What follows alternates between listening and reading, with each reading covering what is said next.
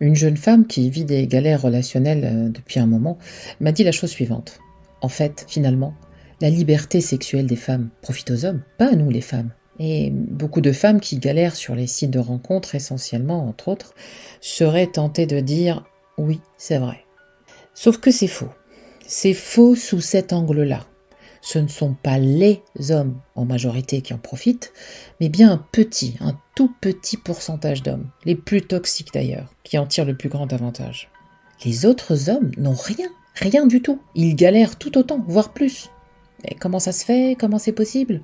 C'est simple. Ce que recherchent les femmes chez un homme, depuis la nuit des temps, et c'est totalement phylogénétique, c'est la compétence. Et la compétence a une allure, un habit extérieur si vous voulez, une attitude, c'est-à-dire une série de comportements que ce faible pourcentage d'hommes maîtrise à la perfection, en façade. Et qui sont ces hommes qui font autant de dégâts? Vous avez en premier lieu le psychopathe. Et le psychopathe, c'est pas forcément celui qui trucide les gens, hein. Les traits psychopathiques existent, c'est beaucoup de personnes totalement bien insérées socialement, hein. Aucune frange sociale, aucun métier n'est épargné. Par contre, on les retrouve en plus grand nombre dans les postes de commandement. Je ferme la parenthèse. Donc le psychopathe, le machiavélique et le narcissique.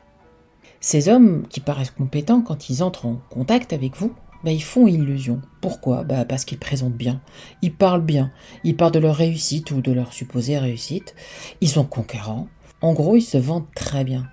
Du coup vous êtes bluffé par tant de maîtrise et tant d'assurance apparente.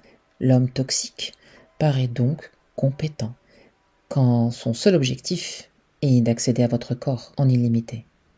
Puis vous reléguez à son harem des ex, auquel il a recours quand il a trop la flemme d'aller à la chasse. Et ce, par un simple texto.